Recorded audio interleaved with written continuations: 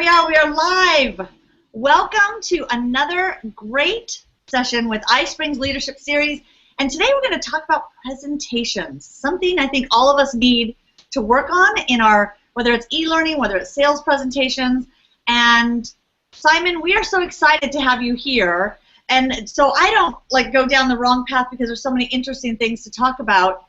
Can you first tell us who you are and where you work and what you do? So much to share, Gina. Thank you very much. We're speaking from the UK, which is where Eyeful Presentations, my business, is based. We're all rather giddy and excited because you probably guessed the sun has come out. It's the first time it's happened in the last 12 months. That's what you get when you work with iSpring. That's right, the sun comes out. Exactly.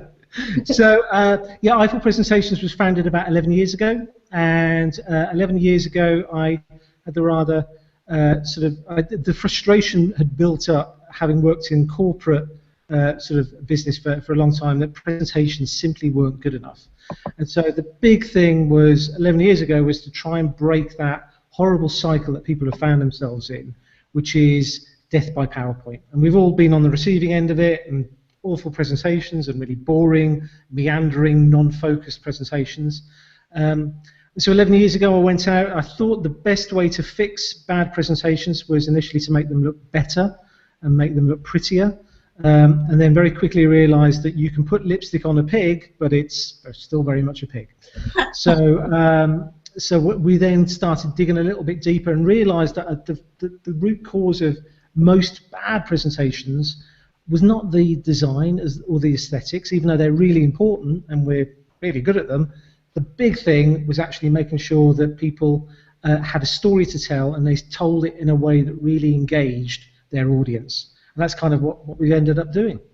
And Eyeful Presentations was born. And Simon Morton goes down in history as bringing fun out and all things great happen to our presentations. And yeah, we're excited because we have lots of great questions for you. And speaking of questions, if anyone in the audience, hopefully, definitely use the question, the Q&A area on our Hangout to type in your questions that are relevant to our topic today, presentations in e-learning, or presentations in general, really. But you can put those questions in, and we'll bring those out, and I'll be watching that. And if you have any problems, like you can't hear us or something, definitely throw that into the Q&A area because I'll be monitoring that. But all that housekeeping aside, Simon, this is very exciting to get going.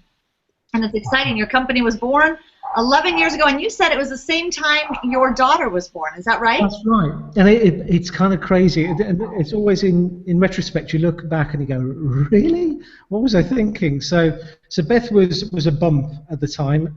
She's my eldest. And around that time, I was in a wonderful job, working with people who were friends as well as people I respected. I kind of ticked every box you could think of. But I was also traveling a lot, and I had that horrible sense that Beth was going to arrive in our lives, and I'd fall into that horrible trap of kissing her goodnight on a Sunday evening, and then reacquainting myself with her on a Saturday morning. And I didn't want that to happen. So why my wife agreed to this, I'll never know. I don't think she really understands it either. Probably something to do with baby brain. But she said, yeah, go for it. And that was the idea. And from the back bedroom, it just grew and grew. We're now dotted around the world. We've got about 35 people at the last count. Most of them are based here in the UK. That's where we do our delivery. It's where our design team are based, where our training team is based, even though we train globally. And then we have our consultancy team who are out working with clients, normally on site, talking to them about their stories, based in the UK, but also the States, Ireland, just working my way around the globe, Holland, Germany, and Russia. So, lots of Eiffelites going out there and trying to improve. And you're bringing great design to the world. That's the idea, slide by slide. That's right. Taylor, I think I cut you off. You go ahead. I know you had a question for him. Yeah, so we'll start off with some of our great questions we have for you. We're excited to hear kind of what you have to say about the presentations. So you wrote a book. It's called The Presentation Lab. And there it is. There it is. In the flesh. Yeah, so it's it's about challenging what people think they know about presentations right now and creating it. And so our first question is just, you say that great design is the last thing you need, and that's the opposite, or the last thing you need to worry about. And that's the opposite of what people usually tend to think when they're making these presentations. You think great design equals great presentation. And so if you just expand on what you mean by that's the last thing you need to worry about. Well, it probably is a little bit of a paradox, because you're right, there are some fantastic books out there that talk really eloquently about the importance of presentation design. And design is very important within a presentation. But in my view, the worst bit of feedback you can get, worst bit of positive feedback you can get from a presentation, be you pitching to a potential client or presenting to an internal group or training or what have you, the worst thing anybody in that audience can say is great slides. Because you're really not being judged, and hopefully you shouldn't be judged on your ability to make PowerPoint or Keynote or Prezi really zing. That's not engages them, prompts them to do something ideally with that message. Yeah, I'm very much a strong believer that if you're not asking your audience to do something as a result of your presentation, you probably shouldn't be presenting in the first place. It's rare, even just a simple information share. The reason you're sharing information is to prompt somebody to do something as a result. So we talk a lot about sort of the three key elements of a presentation, and they are message, content, and design. And to your point, I think you made it brilliantly, is most people, when they're asked to create a presentation, run around like a headless chicken, wondering what template to use, what font they can get away with, what color scheme, and what slides they can borrow from their friends and family to try and bulk out the presentation. What they should be doing is actually stepping away from the computer completely, getting a piece of paper and just figuring out what they want their audience to do, what they want their audience to remember, not 5 minutes, but 5 days after that presentation. And once you've nailed that, that's your message, then everything else is really simple and easy to come by. The message is difficult. Getting to a really clear message is not a walk in the park, but once you have that, the content kind of picks itself. And that's one of the things I love about starting with the message, is that content is the stuff that gums up your presentation. Most death by PowerPoint comes from the fact that people have put loads of content in there just in case, because then maybe they might have a question on this really sort of insignificant part of the story, but I better put it in there just in case. And so it becomes slide after slide after slide of content. And then once you've got your message, once you've got your content, then you can go to town, and if you've got any time left, make your slides look amazing. But yeah, one of the things we consistently say to our clients is you can get away with a shabby looking presentation with a strong message and a clear call to action. What you can't do is get away with a gorgeous, slick looking presentation that leaves your audience confused. There's no point in that presentation in the first place. That is a great point. And you use a term in your book called heart mapping. What? Oh, it's heat mapping. Sorry, heat mapping. Oh, heat mapping. I went heart mapping. I quite like heart mapping. I won't lie. I guess your heart has to be in it to exude the heat. I missed the trick there, didn't I? When you're writing or when you're putting together a presentation, what is heat mapping? So heat mapping is a tool to prompt people to think about the most important stakeholder in the entire process, and that's the audience. There is no presentation without an audience, and you'd be amazed at how many people kind of sleepwalk from one presentation to another in terms of presenting. So sales teams equip, or rather sales leaders equip their teams with the generic sales deck, without really any consideration that meeting 1, meeting 2, and meeting 3 are dealing with completely different sorts of audiences, and they're kind of hoping that this generic message will stick with that audience. And so what the heat mapping process does is it gives people an opportunity to kind of break down and plan their presentation based on their audience. And the thinking around this is pretty straightforward. We try to keep it really simple, really just to prompt that moment to think about your audience in the first place.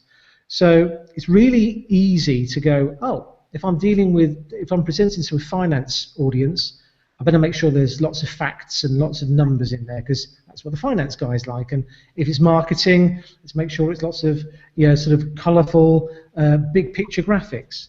Shiny. And people make these awful assumptions and these sort of stereotypes around these different audiences, where actually your audience is unique, and you've got to kind of pull upon what you know about them, where you are in the stage of engagement with them. Is this the first time you've spoken to them? Is it the 10th time you've spoken to them? Because that will impact the way that you engage with them. I'll share with you a very quick story of a client we were working with, and they were preparing a really important bid presentation. And their audience was procurement, it was banking, and it was finance guys. And some technology people in there as well. So in terms of breaking the heat map down, you would have thought very factual in the content. But actually the heat map's made up of 3 elements. One is factual, one is visionary, so big picture stuff, and the other one is emotional. And we started the workshop, we started developing the story for this audience, and what came through was we weren't really feeling excited about the message we were pulling together. We asked a couple of questions, and actually these guys knew their audience pretty well, and they didn't need to share the facts, the pricing, the run rates of the software or any of that stuff, because the audience already knew that. They would have bored them if they reiterated the same old stuff. What that audience wanted to know at that stage of the sales process was that they could trust the presenter to live up to their promises, that they could pick up the phone at 2 o'clock in the morning when everything was going haywire and know that they would have their back. And so we turned it from a very factual presentation into an emotional presentation, and that immediately engaged the audience on their terms, because that's what they were looking to get from that meeting. So it's about putting your audience first. That's the most important thing. That's great. That's such a great, the story really illustrates how important that is, to think individually of that audience. And we've already had, and hopefully I'll pronounce it right, Joao Pinto asked to see the book one more time. We want to know the title. Bless you, Joao. The sun was blinding us. There's the Presentation Lab. Is that what that thing in the sky is? Sun? Yes. We've heard about it. Strange ball of fire. That's the English version. Rather excitingly, this is the Korean version. Oh, wow. I know. And there's Spanish, Russian, Chinese coming out, and in very short orders as well. So yeah, that's kind of exciting. It's very exciting. I've gone through this and I can't spot any typos, but I think you need to send it to me to edit. I'll edit it for you. They could be saying anything with my name. Well, you have to trust them. That's called trust. And Paulina, thank you. Paulina put the link to your book in the answer there, so that's helpful. Fantastic. Thanks, Paulina. Yeah. What about inserting a Nielsen table in a slide? Would you recommend that? This kind of picks up on how you use the tools appropriately. So again, in the book, we talk a lot about using the correct tools at the right time. So PowerPoint is sort of the de facto standard for most people when they think about presentations. And when I speak at seminars and conferences, I'll ask people to put their hand up if the first thing they think of when you say presentations is PowerPoint, and the vast majority of people do. Yeah. Sometimes if you're presenting a lot of data, PowerPoint isn't the right tool. And maybe if you're presenting a lot of data to a small group, maybe you want to be thinking about printing off that table and sat around a table working through those numbers with people. Just because it has the tag presentation doesn't mean it has to be PowerPoint. I agree. You can drag some of the detail up, and you can talk at a high level about some of the major messages, and then refer people to the handout. Maybe utilizing something like an iPad to allow you to drill down. There are lots of different ways of taking data-heavy content and manipulating it in a way that's most engaging to the audience. Yeah, I would say in a presentation, what you're using is a visual aid, and most people forget that that's really what it's intended to do, is aid your presentation, not become solely your presentation. And when you put so much up there that you're having to read and people can't see, and then presenters have to say, I know you can't see this from back there. Yeah. Stop already. Yeah, so that is... Now, we've all been there. So I think it kind of goes back to that idea of what type of presentation is it? Is it a formal presentation where it's kind of a one-way conversation, it's kind of a broadcast? Or are you looking to interact with your audience? And that can work really well with smaller groups. And if that's the case, then look at other tools. And hard copy is great. Whiteboard is a fantastic way of sharing really key messages and getting your audience involved, all the way through to some more informal ways of doing it, kind of back of a napkin stuff. If anybody's read any of Dan Rome's books, which are fantastic, really, really good for that informal, engaging presentation. So a whole heap of different ways of sharing it. And Miguel now says that he was kidding basically about the charts, but Miguel, it might be a joke question, but you know what? It happens too often. That's right. So many people have. That's the thing. I mean, the wonderful thing is underpinning all of that is we've never had it so good as presenters. We have so many tools available to us, and so many different ways of engaging with our audiences. We would be doing ourselves and our audiences a massive disservice if all we ever do is stick to PowerPoint. Yeah, that's a great point. What are some of the? Oh, sorry, Taylor. Well, no, so basically you've already given us so many great tips through the questions and through the thing, but your book is filled with a lot of great tips on what to do and what not to do in your presentation, but you have just kind of a simple breakdown of maybe some practicals for people, just simple practicals saying what you should and shouldn't do in a presentation. Yeah, I mean, the book's very focused on the creation of a presentation, and there are so many soft skills things that you should and shouldn't do, and I'm probably the worst person to ask because I probably break most of those rules. My view has always been, and it's never really changed over the last 11 years, is that the fact that a presentation, people have so many rules set around presentations. One of the myths that we break, or attempt to break in the book at least, is the fact that there are set formats. You can only use 7 slides and this, that, and the other. And depending on who you ask, sort of any slide deck more than 15 slides is a heinous crime, and all of that is complete bunkum. Ultimately, it's about finding the right connection between you, the presenter, and the audience.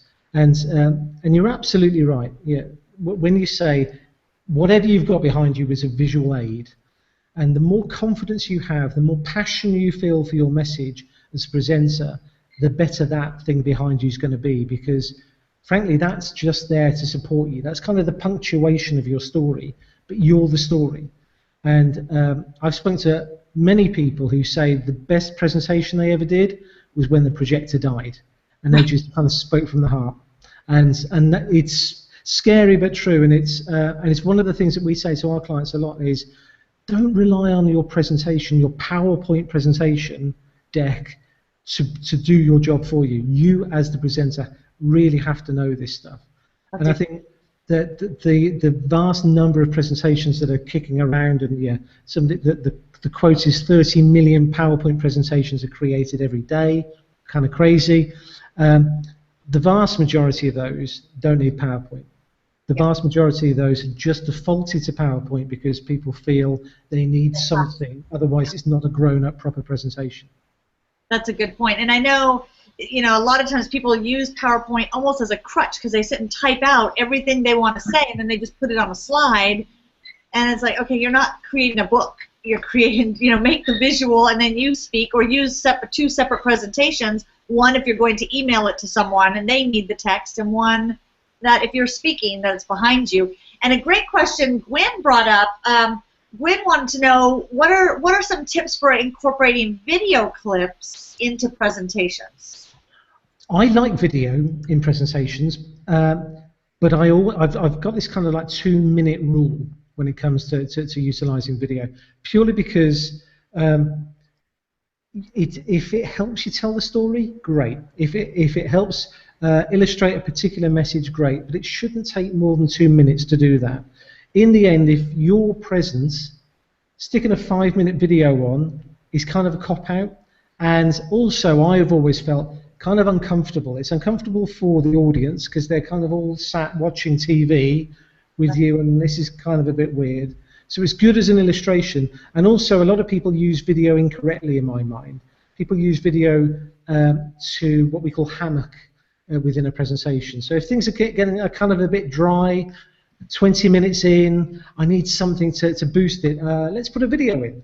And they'll find something off YouTube. There might be a cat falling off a kitchen surface, anything, just to go. Didn't you always have a cat video, though? I thought that was somewhere written in a rule. Kind of obligatory, yeah, exactly. That's for afterwards. You know what I mean? It's sort of people do tend to find find video clips and go, that'd be a great way to wake people up. If you're going through that thought process when creating your presentation isn't good enough. Right. Simple as that.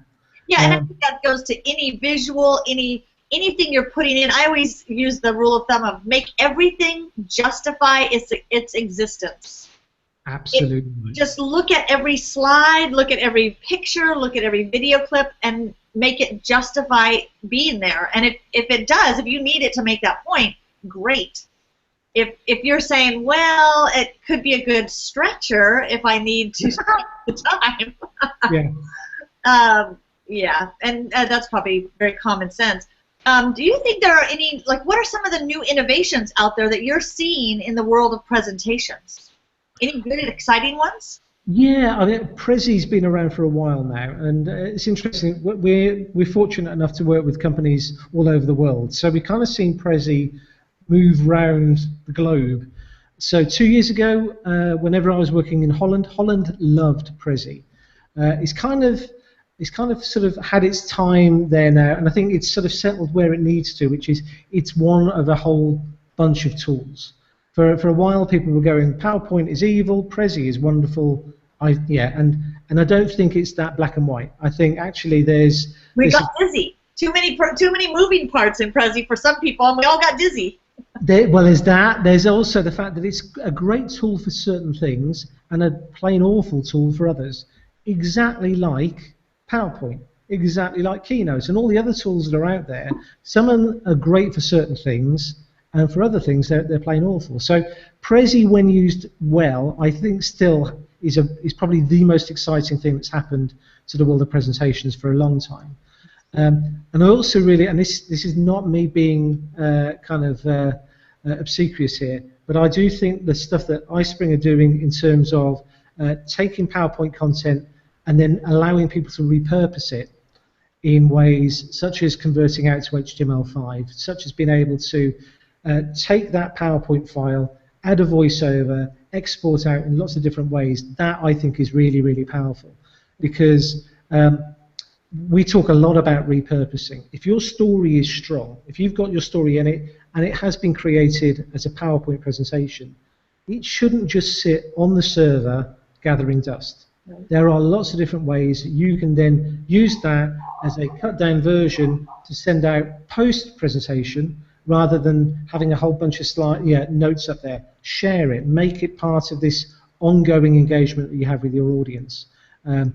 Adding stuff to websites, all of that stuff. So I do think that PowerPoint and Keynote and all of those things that can be repurposed and utilizing solutions like yours just gives everybody the opportunity to make more of what they've built. That's great. And actually, Miguel had a great bundle that we can bundle Prezi with Dramamine.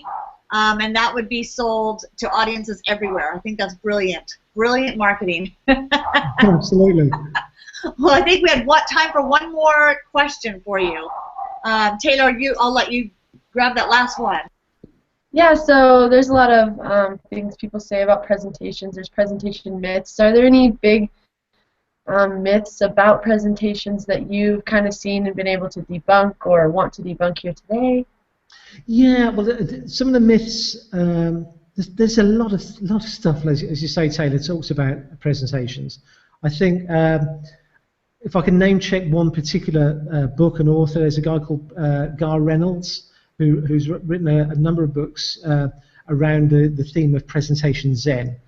Gar is brilliant. His books are brilliant, and if you're on Amazon or Barnes & Noble buying my book, I strongly suggest you also buy Gar's as well, because it's brilliant. The myth that's come off the back of Gar's work is that people kind of read it a bit like Cliff's Notes. So they'll flick through, and there's some very nice visuals there of very sparse slides with some beautiful high-res imagery on them, and maybe 2 or 3 words. And people go, oh, great, that's it. That's what a Zen presentation is. It's high-impact, high-gloss images with a couple of words in an interesting font. If I do that, my presentation will be brilliant. It won't. It'll be prettier, but until you've got that strong story in place, all you're doing is just is kind of taking any structure that you had out and replacing it, yeah, art for art's sake type of thing. It's the aesthetics have taken over. In the end, the presentation needs to be measured on the fact that, that there's an information exchange between you, the presenter, and the audience. Content. And the other sort of myth I'd mentioned, because everybody talks about it, is that PowerPoint is evil, and it's not. PowerPoint is as evil as the user, and there are very few evil users out there, but it's a great tool when it's used properly, as is Keynote, as are all the other things out there. And what's interesting is that PowerPoint, for some bizarre reason, has really copped it in terms of being seen as the evil piece of software, accused of dumbing things down, accused of NASA disasters, all sorts of dreadful, dreadful things. People don't blame Word for bad copy in articles or badly written scripts or any of those things. People don't blame Excel because calculations haven't gone well, because they recognize it's down to the user. PowerPoint is no different, and that's one of the things. So rather than dismiss PowerPoint because it's supposed to be awful, actually just use it better. Yeah, what's that saying? Bullets don't kill people. Too many bullets on PowerPoint kill people. Correct. That's exactly it. Yeah, I think that is one of the big myths out there, is that PowerPoint is so bad, and it's really just the users not knowing how to correctly use it. So we all need to get your book, and then have you come out and work with our teams. God bless you. To create better presentations. Yeah, let's see that book one more time. It is. I can't take any credit for the look and feel. The guys here in the studio created it. So if you're looking at that going, it looks gorgeous, nothing to do with me whatsoever. It's Phil and Alex. They did it. They did it. Yeah. Well, Eyeful Presentations. There's the ones to call and the ones to have, get that content, get that book. I think, again, it's a service to all who have to sit in audiences everywhere around the world. Please, everyone, start creating better presentations. We want to leave feeling like it was really worth our time being in a training or in a presentation somewhere, is that we want to walk away feeling like that was a great presentation with actionable items I can implement immediately into my work and into my life. And, oh, they had some nice slides as well. And that's the measure. Spot on. Yeah. Well, Simon, this has been really, really fun and very enlightening, and I know our audience got a lot of great content. How can they get a hold of you? Where can they find you if they want to contact you? Oh, that would be lovely. Twitter. Our Twitter handle is at Eyeful Prez, so EYEFUL Prez. That's a good way of doing it. Or you can check out the website, which is Eyeful Presentations, so EYEFUL Presentations, all one word, .com. Great. Simon, thank you so much, and we are looking forward to learning more about Eyeful Presentations. Thanks so much for allowing me to chunter on for half an hour. It's been an absolute pleasure. And look, the sun is now going away. Our time. My time with iSpring is finished, I can tell. That's right. Thank you, everyone, for tuning in and listening, and we will get this replay up so you can watch it again and again, or maybe send it to someone that you know needs to watch this presentation and need better presentation. Yeah, just secretly send them the link. But thank you, everyone. Until next month, have a wonderful, wonderful time creating great presentations.